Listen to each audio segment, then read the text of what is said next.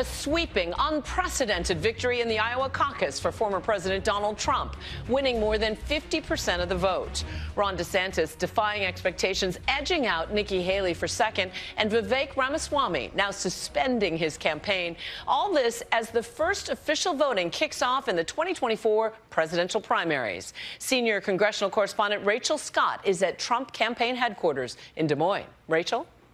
Juju, a victory lap for the former president who was the front runner in this race, who barely campaigned here in the final stretch, spending much more of his time in D.C. and New York courtrooms. Now the projected winner of the Iowa caucuses. The former president praising his rivals in a stark contrast to the criticism that he has lodged out there on the campaign trail. But make no mistake about it, his campaign wants to send a clear message to this Republican field that it needs to narrow. And they say that this nomination is Trump's to take. Juju. Thanks, Rachel. We'll check back in with you about what the voters had to say tonight. But first, Whit Johnson is at DeSantis headquarters in West Des Moines. Whit?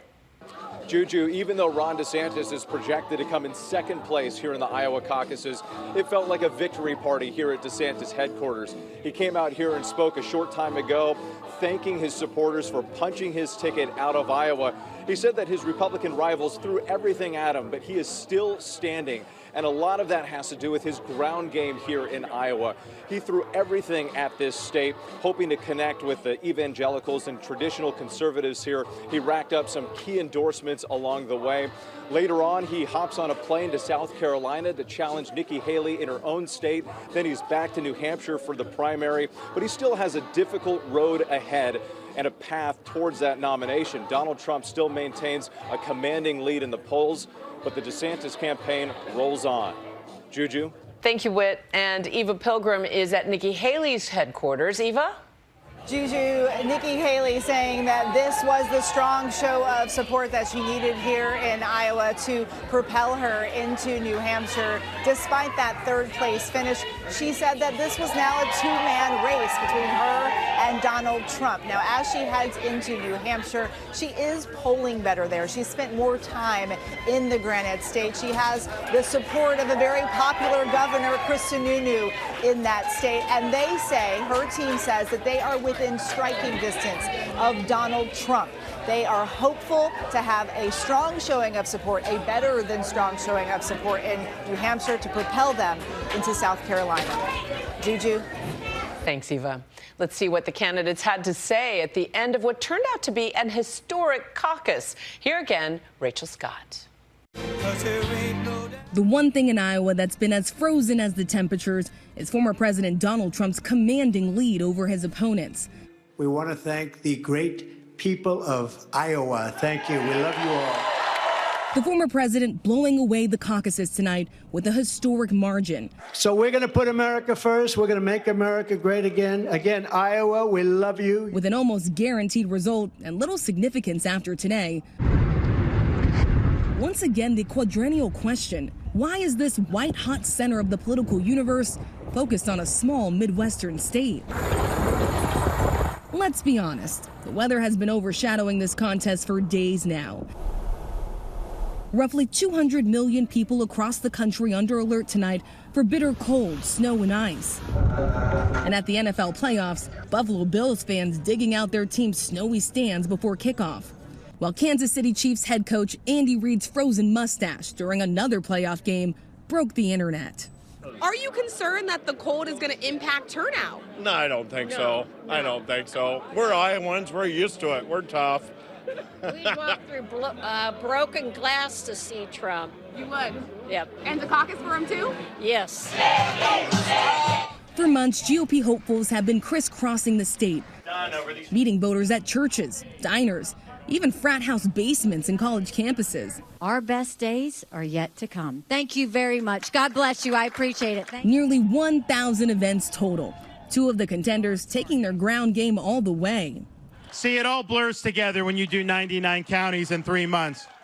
We did every county in Iowa at least twice. Why have the Iowa caucuses become such a launching pad for presidential races? Well, it's the first time that we see Americans make their voices heard about who they want to be the nominees of their respective parties. And because it's the first, that's really why so many presidential candidates spend so much time and effort and money here. But historically, the winner has often failed to go on to clinch the GOP nomination. I love Iowa a whole lot. Game on. God bless the great state of Iowa. And how good is Iowa in picking the eventual nominee? It's not great. When you look at the Republican side, and they've been doing this contest since 1976, they have only one time chosen the nominee who became the president of the United States when it came to a contested caucus. One time? One time. It was George W. Bush in 2000. Tonight's caucus is held on Martin Luther King Jr.'s national holiday, in a state whose demographics reflect the Republican Party, but not the country as a whole. According to the latest census data, nearly 90% of Iowans are white, just over 4% are black, and nearly 7% Hispanic or Latino. Nationwide, more than 70% of all Americans are white, more than 13% are black, and around 19% are Hispanic or Latino. When we look at GOP primary voters at large, they are generally whiter, older, and more evangelical than the general electorate of this country. Yet, incredible focus on this outlier every 4 years. What is at stake? What happens here could determine if donors have confidence in them, if supporters continue to have confidence in them, or may switch to another candidate that they believe actually has a viable path to the nomination. And so there's a lot at stake for each and every one of these candidates that's not named Donald Trump. Meanwhile, Vice President Kamala Harris was enthusiastic about another battle with the former president. We've beat him before and we'll beat him again. While laughing off criticism. I do want to ask you one more question about Nikki Haley, since we're in her home state. You know, she's made you a frequent target. She says she is really running against you. She's argued that you're a drag on the ticket. What do you say to her? Listen, let's see what Iowa says to her. Back in Iowa. I love to be able to caucus together with my family and see my kids take a part in something that is the grassroots of what makes America great. Lifelong Hawkeye and Republican Tiffany Winey has made caucus night somewhat of a family tradition.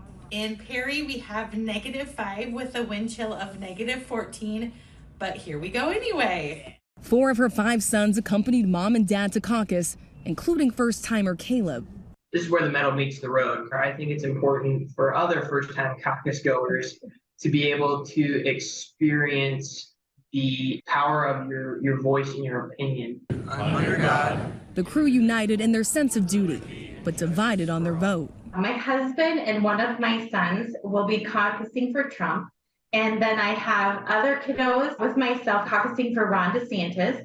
And then I have other kiddos caucusing for Nikki Haley. We first met Tiffany at the Iowa State Fair last summer, where it was about 100 degrees warmer, and more than a dozen contenders were introducing themselves. Probably Trump is the most appealing at this time. DeSantis is also, I've done a lot of research on him as well. And then another gentleman that I can't pronounce his last name.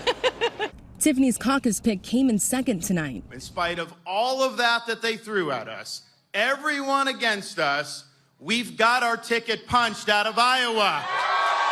Nikki Haley coming in third.